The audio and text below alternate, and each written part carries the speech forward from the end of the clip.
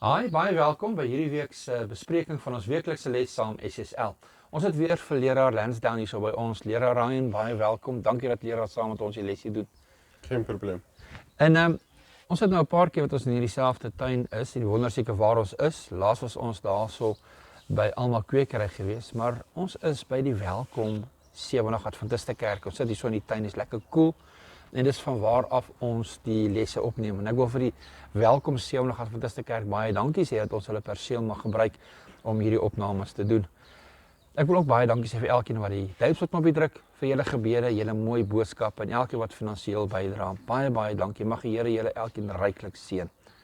So ons kyk dan nou hierdie kwartaal na twee boeke, Filippense en Kolossense.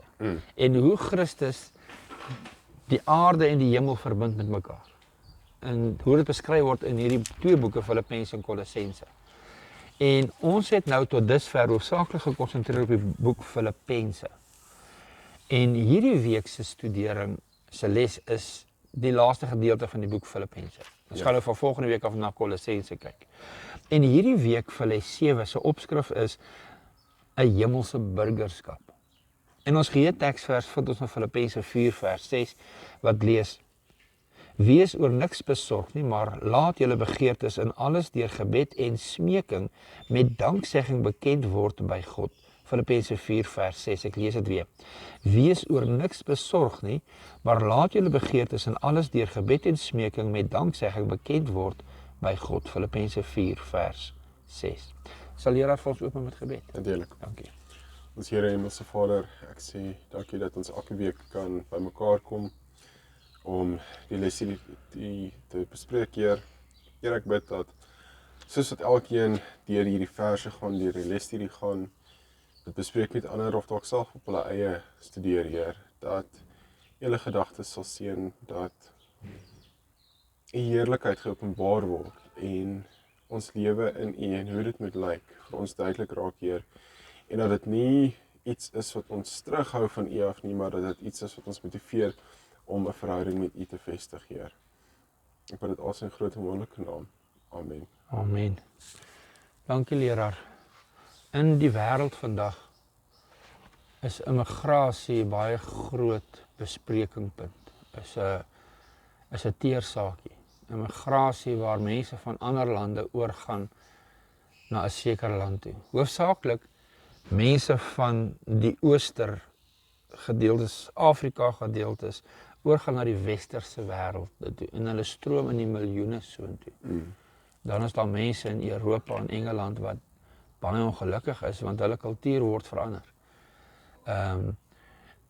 Veral hulle Christen kultuur word vervang met die moslim kultuur. Soveel so dat baie van die burgemeesters van baie van die stede is moslems en hulle begin Sharia wet in te stel ensovoorts. En daarso is hierdie clash wat veroorsaak as gevolg van hierdie kultuurverskil. En hierdie ouens wat nie hulle Christendom kultuur wil opgee en hierdie ouens wat hulle Sharia wet wil toepas daar waar hulle nou woon. En in 'n sekere mate gaan ons kyk dat die lesie praat ook soortgelyk van iets dieselfde. Want soos die opskrif is 'n hemelse burgerskap, moet ons wanneer die Here ons kom haal, gaan ons na 'n ander wêreld toe. Nie net 'n ander land nie, 'n ander wêreld, 'n ander koninkryk, 'n ander bestaan. En hoe gaan ons inpas in daardie koninkryk, aan daai kultuur? Hoe gaan ons daarby uitkom? En dit is waarna die lesie kyk en dis wat ons hierdie week bespreek. As ons kyk na Sondag se les, rolmodelle, is dit een van die eerste dinge wat aangeraak word. Nou leraar is nou nog 'n jong man, getel onder die jeug is onder 30 of 35? Onder 30. Onder 30, ja. Een van die dae is leraar nie meer daar nie. Dan is leraar ook 'n oom.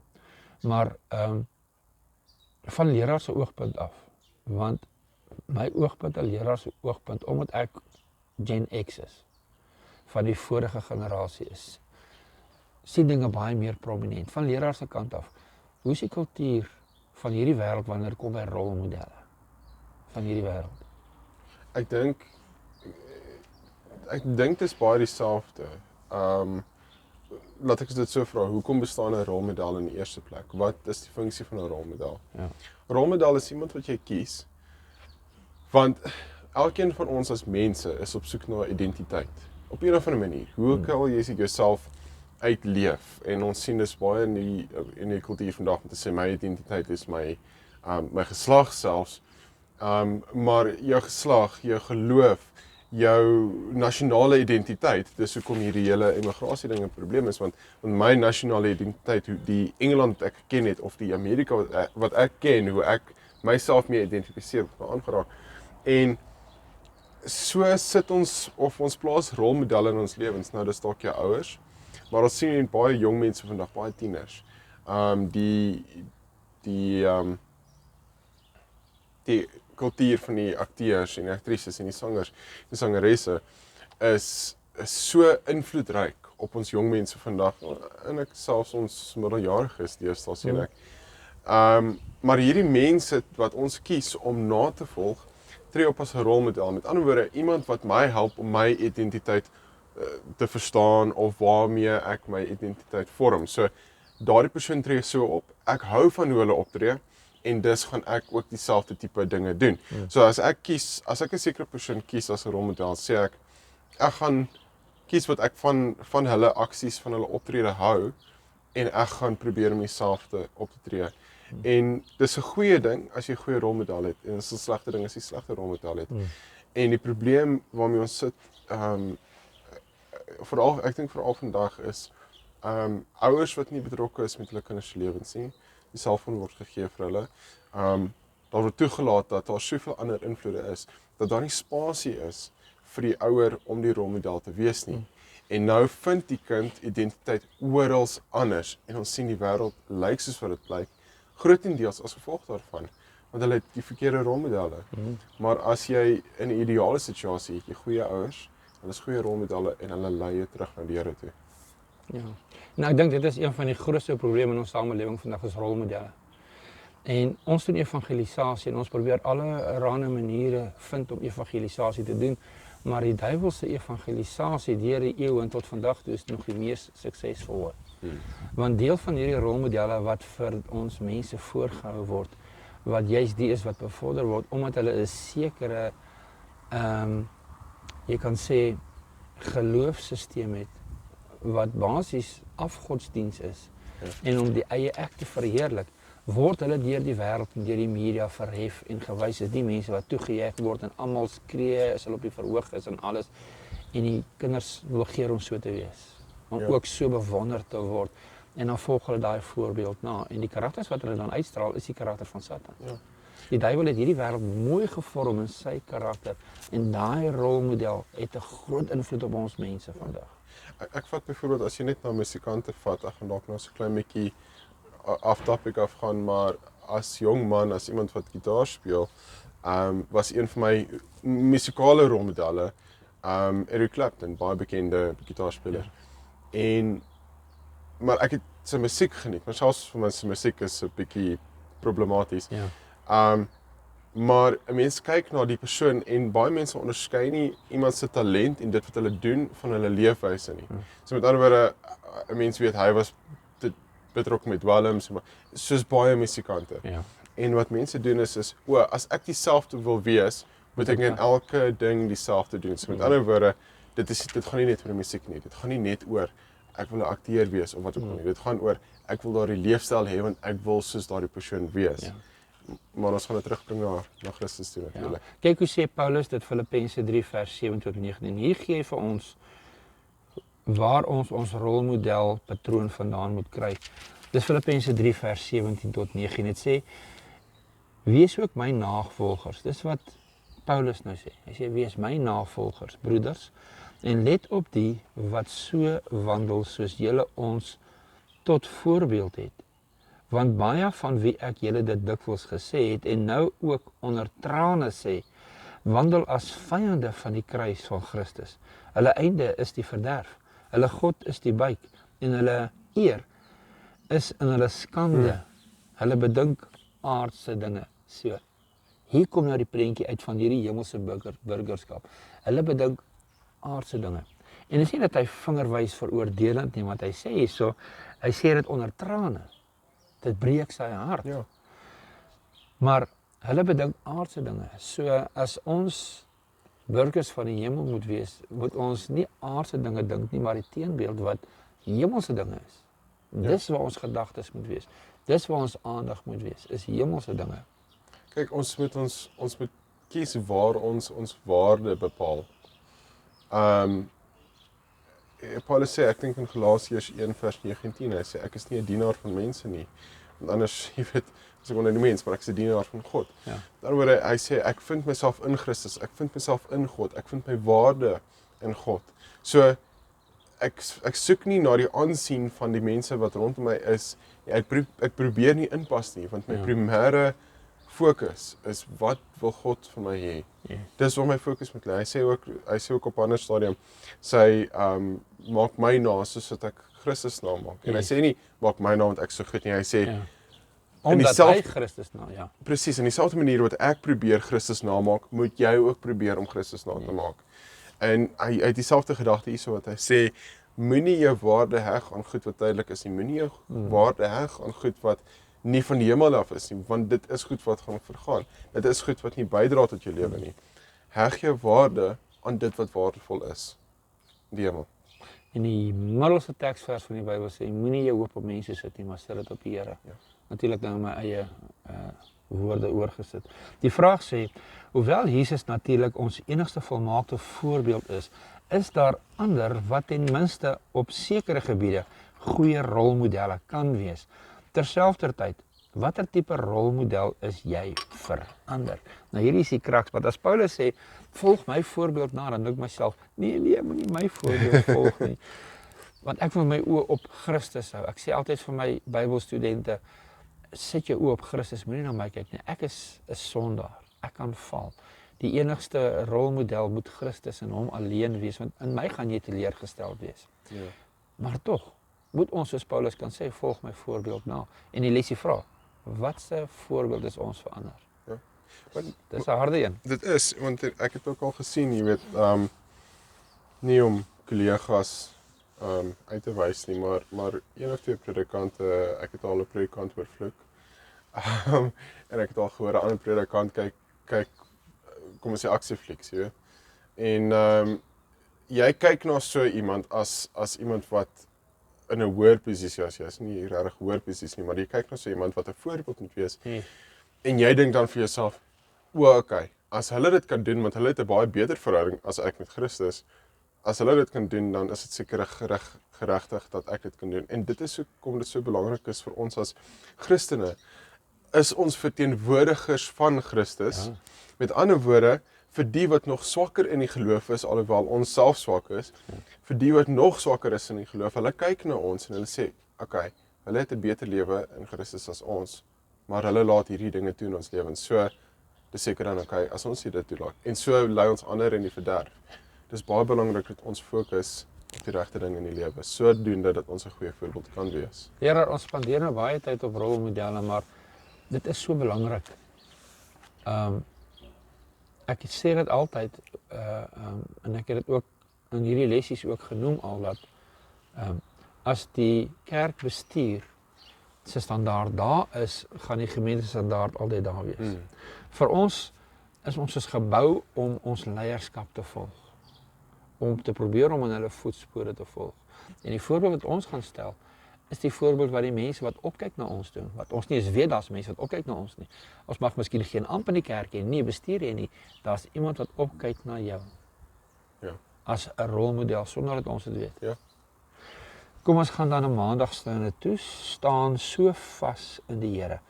En die lesie sê, lees Filippense 3 vers 20 en 21. Hoe beskryf Paulus baie duidelik hoe ons Christenburgerskap moet lyk? Nou, ek lees vir ons Filippense 3 vers 20 en 21, dit lees. Want ons burgerskap is in die hemele, vanwaar ons ook as verlosser verwag die Here Jesus Christus, wat ons vernederde liggaam van gedaante sal verander, om gelykvormig te word aan sy verheerlikte liggaam, volgens die werking waardeur hy ook alles aan homself kan onderwerp. Nou leraar, die vraag is, hoe beskryf Paulus baie duidelik hoe ons Christenburgerskap moet lyk? En 'n mens sal dink, hy gaan nou sê, punt 1 is dit, punt 2 is dit, punt 3 is dit, maar hy wys na Christus toe. Ja. En dis hoe ons burgerskap moet lyk. Ja. Hy is ons enigste maatstaf. Soos verlede week, ons het versekering net in Christus alleen vir ons verlossing. Iets wat leraar wil bysê hierso. Nee, net weer eens, Paulus bevorder die gedagte, ek het saam met Christus gesterf, sodoende dat ek saam met hom kan opstaan. Ja. En dit is die enigste fokus wat daar so is. Christus. Niks anders nie. Ja. Soos leraar ook laas gesê het, turn your eyes upon Jesus. Ja. Kyk vol in sy vriendelike gesig, sê die Afrikaans, en die aardse glorie word vreemd en vaag. Die Afrikaans sê dit vir my ook so baie mooi. Nou ek wil net hierdie paar verse lees waar ek vra, hoe beskryf die volgende skrifgedeeltes die heerlikste stadium, verheerlikte stadium? So Job 19 vers 25 tot 27 sê, maar ek weet my verlosser leef, en hy sal as laaste oor die stof opstaan, en nadat hy so my vel afgeskeer het, sal ek nogtans uit my vlees God aanskou, hom wat ek sal aanskou, my ten goede en my oë, en geen vreemde die sal sien, my niere versmag na verlange in my binneste. Baie duidelik, is Job se gedagtes nie op die aarde gewees nie, maar die hemel. Dis waar sy hoop gelê het. Selfs as sy liggaam geskeer het, is fyn. Ek kyk oop na die hoop dat die Here gaan my opwek. Ja, dis pragtig, né? Lukas 24 vers 39. Kyk na my hande en my voete, want dit is ek self. Voel aan my en kyk, want 'n gees het nie vlees en bene, soos julle sien dat ek het nie. Nou daar's 'n groot misverstand oor wat gebeur met ons wanneer ons sterf. Baie duidelik, Jesus is die eersteling van die opstanding. En toe hy opgestaan het, was die graf leeg. Hy het nie as 'n spook opgestaan. Hy het gesê, vat hom, maar ek's vlees en bene. Hy het gesê, o, so 'n spook. Hy sê, nee, ek's nie 'n spookie. Spook het nie vlees en bene soos ek nie. Ja, hy het 'n verheerlikte liggaam gehad, in die sin dat ook, hy kon iewes skielik verskyn en iewes skielik verdwyn. Die mense wat ons nie kan verstaan nie, maar hy was vlees en been. En wat my wonderlik is, leraar, is 'n bietjie aan buitekant die skoop, maar hy sal dit vir ewig wees. Ja. Wat hy was, in substance, het hy vir altyd opgegee, om vir ons te wees. Ja. Dis groot vir my. 1 Korintiërs 15 vers 42, ek is ook die opstanding van die, so is ook die opstanding van die dode. Daar word gesaai in verganklikheid, daar word opgewek in onverganklikheid, daar word gesaai in oneer, daar word opgewek in heerlikheid, daar word gesaai in swakheid, daar word opgewek in krag. 'n natuurlike liggaam word gesaai, 'n geestelike liggaam word opgewek. Daar is 'n natuurlike liggaam en daar is 'n geestelike liggaam. En dis daai geestelike liggaam wat Jesus mee opgewek is. Ja. Nee? En dis dieselfde liggaam waarmee ons opgewek gaan word. 'n fisiese liggaam, maar 'n geestelike liggaam. Ja. Dit is hoe Christus dan die hemel en die aarde, die geestelike en die vleeslike met mekaar verbind. Dit is deur hom alleen. 1 Korintiërs 15 vers 50 tot 54. Maar dit verklaar ek, broeders, dat vlees en bloed die koninkryk van God nie kan beerwe nie. Ook beerwe die verganklikheid, nie die onverganklikheid nie. Kyk, ek deel 'n verborgenheid mee. Ons sal wel nie almal ontslaap nie, maar ons sal almal verander word in 'n oomblik en 'n oogwink by die laaste basyn, want die basyn sal weer klink en die dode sal onverganklik opgewek word en ons sal verander word. Want hierdie verganklike moet met onverganklikheid bekleed word en hierdie sterflike moet met onsterflikheid bekleed word. En wanneer hierdie verganklike met onverganklikheid bekleed is en hierdie sterflike met onsterflikheid bekleed is, dan sal vervul word die woord wat geskrywe is, die dood is verslind in die oorwinning. So met ander woorde, leraar, my tande wat so uitgebreek is, ek gaan dit alles terug hê. My six-pack gaan ek terug hê. Ek gaan geen teken van sonde op my liggaam wees nie. Dit gaan heeltemal, ek gaan soos 'n nuwe skepsel wees. Ja, dit wou gehad het aan die begin. Ja. Ek dink ons gaan so 16 jaar, 15 jaar oud wees. Menslikerwys gesproke. Kolossense 3 vers 4. Wanneer Christus wat ons lewe is geopenbaar word, dan sal julle ook saam met hom in heerlikheid geopenbaar word. So ons weet nog nie presies wat ons gaan wees nie. Maar as ons hoop in Christus is, gaan die Here aan ons dit openbaar. Iets wat leraar wil bysê hierso. Ja, ek dink dit is net 'n wonderlike gedagte dat jy weet ons Paulus bemoedig die mense om vas te hou hieraan. Ek dink ons moet besef dat dit is geskryf in 'n tyd, ons weet hy is geslaan, ons weet hy is in die tronk. En ons weet ook menigte ander was ook deur dieselfde situasie, maar selfs die wat nie vervolg was nie, was nog steeds vervolg. Deur die Romeinse regering. Mense was mishandel. Hulle het daar's mense wat in haglike omstandighede geleef het, soos vandag. En Paulus herinner hulle en hy sê maar dit is nie wat die Here se plan is nie. Dit is nie wat vir ewig gaan aangaan nie. Dit is nie hoe die wêreld moet wees nie. Dit is nou so as gevolg van sonde, maar hou vas aan die hoop dat die Here gaan terugkom.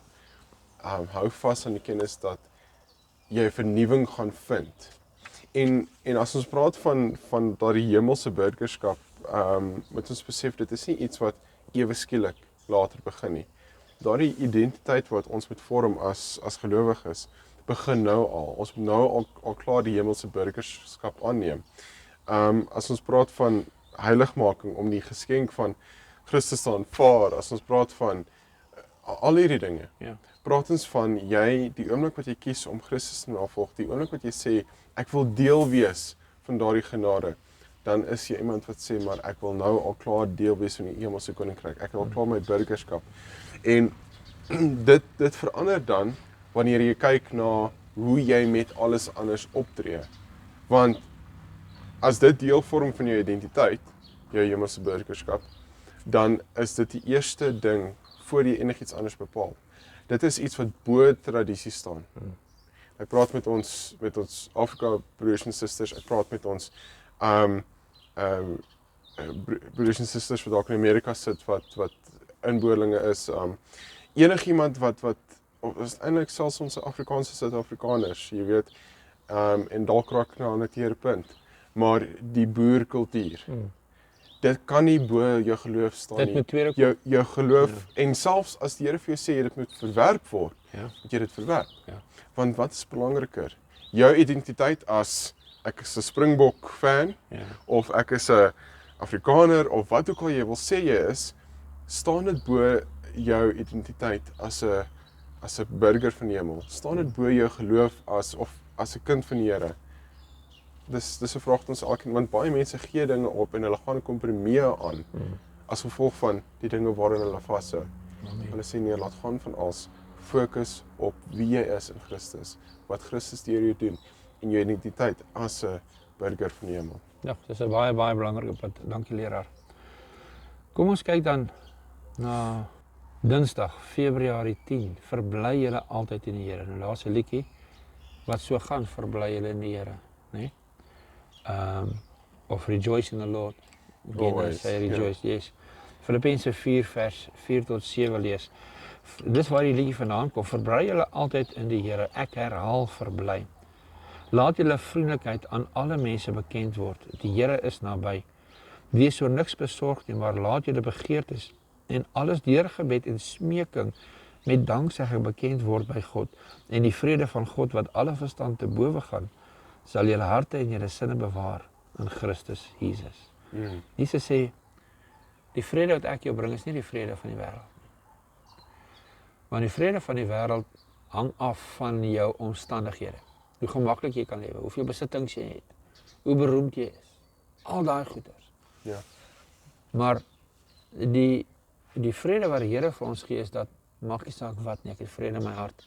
En die rede hoekom ons vrede in ons harte het, ons het 'n hemelse koninkryk aan waaraan ons behoort. Ons is nie burgers van hierdie wêreld nie. Ek het nou juist in die week, en David, in alle eerlikheid, jy kan hom uitsny as dit 'n bietjie erg is. Maar ek het in die week met hierdie Epstein-files wat uitkom. Ek het dit nie gelees nie en ek het 'n paar dinge hier en daar gehoor, maar ek het gehoor van 'n geval waar 'n jong dame wat deel was van die misdade wat plaasgevind het sy te midde van dit alles gesê, maar ek weet Christus is by my. Ek weet ek het my redding in hom. Ek weet ek is saam met hom. En om daardie haaglike omstandighede te wees en vir iemand om dit te kan sê, is vir my so groot getuienis tot geloof. Ja. Dat ten spyte van die feit dat jy magteloos is in 'n situasie, dat iemand kan sê, maar ek weet Christus is My saam hoop met is in die Here. my. Ja, my hoop is in die Here. Wow. En dit is net deur die Heilige Gees moontlik. Menslik is dit nie vir ons moontlik nie. Dit wys vir ons die liefde van die Here. Daar are mense wat deur vreeslike dinge gaan, maar die Here is daar en help hulle om deur dit te gaan. En ons sit hier so, ons is gemaklik. Ja. Ons het ons karre, ons werk en alles en ons sukkel om die Here die lof en die eer te gee. Ja. En die teks sê vir ons, verbly julle altyd in die Here, ek herhaal, verbly julle.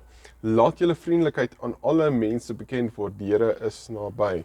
Wees so niks besorg en dit gaan aan. Laat almal weet waar jou vrede vandaan kom. Ja. Nie in die feit dat jy 'n goeie werk het nie, nie in die feit dat jy 'n goeie familie het nie, nie in wat ook al nie. Dis bysake as jy wel 'n goeie werk het, goeie familie ensovoorts. Maar jou hoop, jou blydskap kom van die Here af. Amen. Amen. Dankie leraar. So hier is 'n paar verse wat hulle aangee. Hulle sê hoe vergroot die volgende skrifgedeelte ons begrip van God se vrede. Gaan kyk gerus daarna, luisteraars. Dit is Psalm 29 vers 11 wat ek wel gaan lees. Die ander een is Jesaja 9 vers 6, Lukas 2 vers 14, Johannes 14 vers 27, 1 Korintiërs 14 vers 33. En skryf asseblief in u woorde ook wat hierdie teksverse vir u beteken. Ons hoor baie graag van u. Psalm 29 vers 11 sê, en die Here sal sy volk sterkte gee, die Here sal sy volk seën met vrede. En dit is die belangrikste. Die vraag aan die einde van die dag, hoe sou jy aan iemand verduidelik wat dit beteken om die vrede van God te ervaar?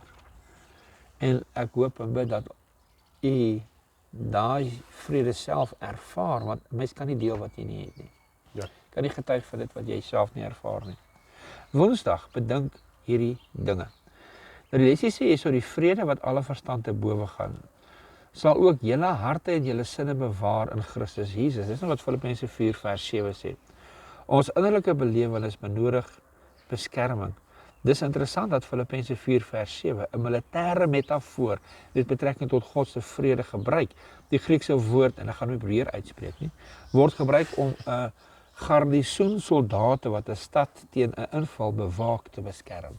En dis my so mooi gedagte hierso dat die Here, die vrede wat hy my gee, is nie vrede my besittings wat ek het nie, maar die beskerming van die Here af. En dan dink ek aan daai waar God waar die profeet gesê het, Gasie, Here maak dit Gasie se oë tog oop dat hy net kan sien en hy sien al daai massa die engele wat rondom daai klein weermaggie is wat nou baie klein lyk en eers groot gelyk het. En so beskerm die Here ons ook. Dis my so 'n mooi prentjie daai. So as ons kyk na Filippense 4 vers 8 en 9, kyk ons watter spesifieke handelinge of optrede vir ons aangemoedig word. So Filippense 4 vers 8 en 9 wat lees verder broeders, alles wat waar is.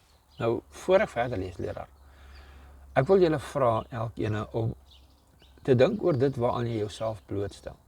Die media van die wêreld, sosiale media, die vriendekring ensovoorts. En probeer vasstel waar hier word hierdie invloed nie bevorder nie. So ek lees dan nou weer. Filippense 4 vers 8 tot 9. Verder broeders, alles wat waar is, alles wat eerbaar is, alles wat regverdig is, alles wat rein is, alles wat lieflik is, alles wat loflik is, watter deeg en watter lof daar ook mag wees, bedink dit. En wat julle geleer en ontvang en gehoor en in my gesien het, doen dit, en die God van vrede sal met julle wees. So hierdie is baie belangrike aspekte wat ons kan gebruik om te kyk, is dit wat ek myself aan blootstel, die rolmodelle wat ek toelaat in my lewe, is dit in hierdie opgesom. Ja. As dit nie? Ja, jy het eintlik wat ek wou sê gesteel. Want ek wou ook sê, jy moet jouself al hierdie ding afvra. Ja. Enigiets wat jy kyk, moet jy eintlik outomaties hierdie gedagte by is dit waar, is dit eerbaar, is dit loflik? In ander woorde, is dit iets wat bysit tot my verhouding met die Here? Is dit iets wat opbouend is, wat bydra, of is dit iets wat afbreekend is? Tot my as mens, net eenvoudig, maar verder meer natuurlik my verhouding met die Here. Is dit iets wat my gedagtes na die Here te lei, of is dit iets wat my verder vasvang in die dinge van hierdie wêreld? Amen.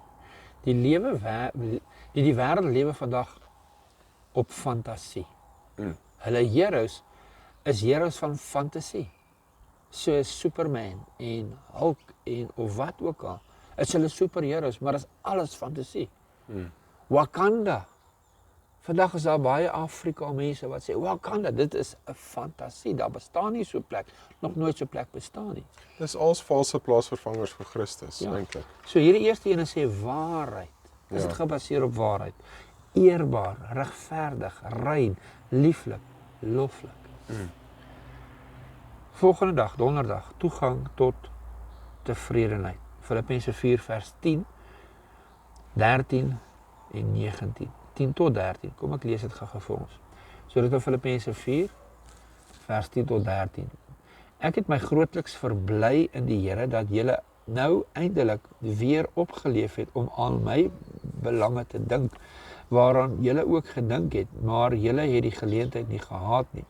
Nie dat ek dit uit gebrek sê nie, want ek het geleer om vergenoeg te wees met die omstandighede waarin ek is. Ek weet om verneder te word, ek weet ook om oorvloed te hê. In elke opsig en in alle dinge is ek onderrig om verstadig te word, sowel as om honger te ly, om oorvloed te hê, sowel as om gebrek te ly. Ek is tot alles in staat, deur Christus wat my krag gee. En dan vers 19, en my God sal elke behoefte van julle vervul na sy rykdom in heerlikheid, deur Christus Jesus. As dit beteken, leraar, dat vir my saligheid, vir my om 'n hemelse burger te wees, dat ek moet honger ly vir 'n ruk, dan is dit reg. Here, laat U wil geskied. Nou, dit is makliker gesê as gedaan. Kom daarby, dan reageer 'n mens miskien bietjie anderster. Maar dit is wat ons houding moet wees. Habakuk. Ja. Al is die wingerde leeg. Ja. Ja. Ons die vers wat uitgegee word in die verskillende Bybelbeloftes in Donderdag gedeelte, Psalm 23 vers 1, die Here is my held, niks sal ontbreek nie. En dan gaan verder wat Matteus praat, 1 Petrus, Filippense. Dit dui aan dat ons dien 'n God wat nie ver van ons af is nie. Is dit Hebreërs wat sê, jy weet, want ons het 'n hoëpriester wat nie onbekend is met ons swakhede nie. Ja. En die boodskap wat die hele tyd deurkom vanaf die Ou Testament tot en met die Nuwe Testament, en wat die Here nog steeds vandag vir ons wil sê is, maar ek is saam met julle. Ek weet wat julle deurmaak. Ek weet dat die omstandighede moeilik is. Ek huil saam met julle.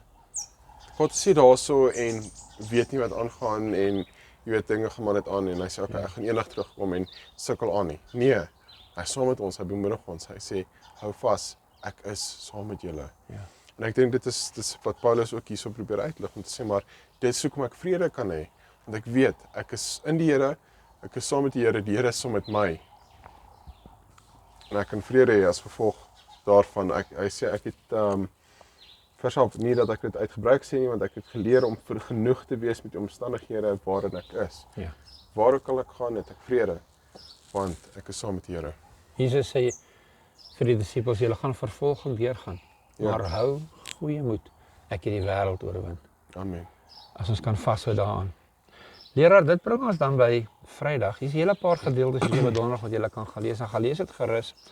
Maar as ons nou na Vrydag toe gaan, is hierso hierdie laaste aanhaling voor ons by die vraag kom wat geneem is uit That I May Know Him, bladsy 224.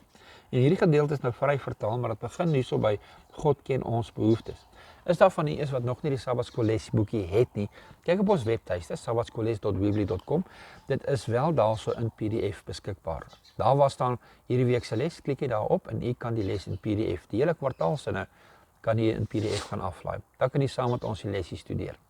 So hierdie aanhaling, sal leraar dit vir ons lees asseblief. Ja, Met klem op daai laaste sin daaronder. ek het ook daai laaste sin op gefokus. Yes. Dit sê God ken ons behoeftes en het daarvoor voorsiening gemaak. Die Here het 'n skathuis met voorrade vir sy kinders en kan aan hulle wat onder alle omstandighede sal benodig voorsien. Waarom vertrou ons hom dan nie? Hy het kosbare beloftes aan sy kinders gemaak op voorwaarde dat hulle sy voorskrifte getrou sal gehoorsaam. Daar is nie 'n las wat hy nie kan verlig nie, geen duisternis wat hy nie kan verdryf nie, geen swakheid wat hy nie in krag kan verander nie, geen vrese wat hy nie kan kalmeer nie, geen waardige strewe wat hy nie kan bestuur en bewaarheid nie. Ons moet nie op self fokus nie. Hoe meer ons op ons eie onvolmaaktheden konsentreer, hoe minder krag sal ons hê om dit te oorkom. Ag, dit is soos in Engels, dit is potent hierdie ene. Ja, Dit het soveel krag, want almal van ons ervaar waar die duiwel ons op ons foute wys, ons onvolmaakhede. Daar's 'n manier, jy gaan dit nie maak nie. Ja. Wat dit bitter maak om geloof te hê dat jy kan oorwin. Ja. Ons moet ons oop Christus hou, vertroue op sy verlossing. ja. En die aanhaling net voor dit uit die Handelinge van die Apostels, bladsy 55 en 56, sê elke werker wat Christus se voorbeeld volg, sal gereed wees. Baie belangrike woorde daarso, sal gereed wees om die krag wat God aan sy kerk beloof het om die oes van die aarde ryk te maak, te ontvang en te gebruik. Elke werker wat Christus se voorbeeld volg. Sal gereed wees. Ja. Wow. Kom ons kyk en natuurlik hierdie een wat ons nou gelees het, is die laaste vraag sê bespreek die laaste aanhaling hierbo, dis nou vraag 3. Wat ons nou gesien het waar dit sê moenie konsentreer op jou probleme nie, jou tekortkoming nie. Wat is die implikasie van die aanhaling?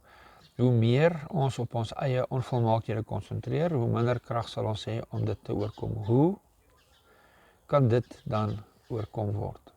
En wat leraar gelees het, die aanhaling by die vorige, is ons moet Jesus se voorbeeld volg. En die ding is, as ons bid, en dit is nou nie iets wat ons bespreek het, maar 'n lesie oor praat, as ons bid volgens die wil van God, sal die Here dit laat gebeur. Is dit God se wil dat ek in Jesus se voetspore kan volg om dit reg te kry? Ja. So hy gaan dit beantwoord as ek dit van hom vra, nee? Ja. Maar hy gaan my ook wys, okay, hoe jy dit moet doen. Breek weg met hierdie, want dit trek jy weg van die Here af. Dan moet ons bereid wees om dit te doen. Ek dink omdat ek laasweek 'n liedjie aangehaal het, wil ek hierdie week weer 'n liedjie aanhaal.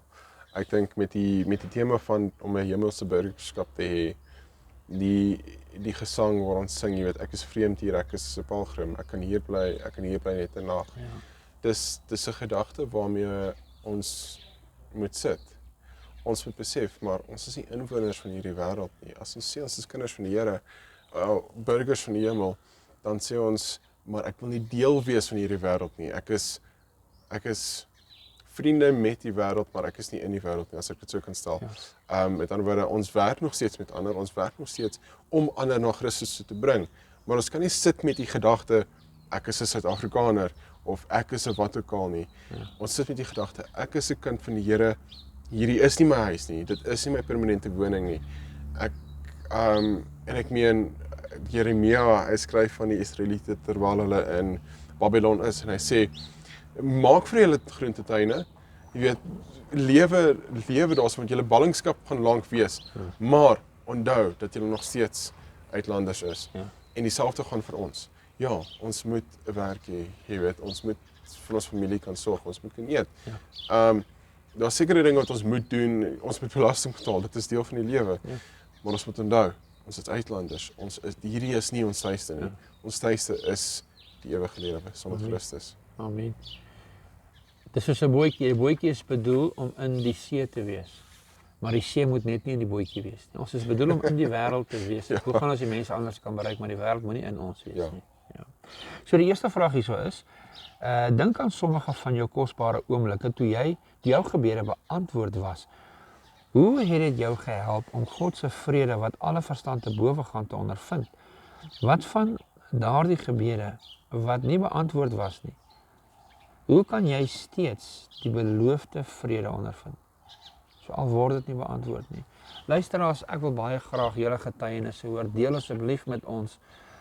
Ons wil graag van julle hoor. Die volgende vraag vra met Filippense 4 vers 8 in gedagte, het ek nog gou lees.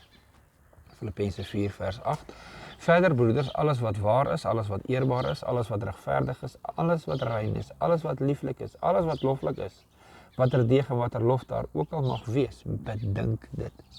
Nou met hierdie in gedagte, waaroor dink jy dikwels? Hoe help dit waaroor jy dink jou om jou geloof en jou wandel met die Here te versterk? Of, sal ek byvoeg, hoe maak dit moeiliker? En dis 'n persoonlike vraag wat ons elkeen van onsself moet vra. Waar ons moet tally vat en kyk, wat is daar in my lewe wat skeiding maak, wat dit vir my moeiliker maak om in die beeld van Christus te leef. Ja. Leraar, baie dankie. Nog 'n week wat leraar saam met ons studeer het en hopelik elke week wat kom, as die Here ons so seën. Baie dankie aan elkeen van julle wat saamkom inloer het. Baie dankie weer eens vir julle duimstrokknoppie wat julle druk, julle gebede en elkeen se ondersteuning. Kom ons sluit af met gebed. Hemelse Vader, baie dankie vir hierdie pragtige lesie waar ons weer verseker word ons burgerskap is in die hemele, van waar ons Here verwag om binnekort te kom. Help ons Here asseblief dat ons wortels nie hier gevestig sal wees nie, maar in U koninkryk. Sodat wanneer U ons kom haal, dan niks sal wees dat ons sal terughou nie. Ons bid dit in Jesus se naam. Amen. Amen. Tot volgende keer. God se ryke seën.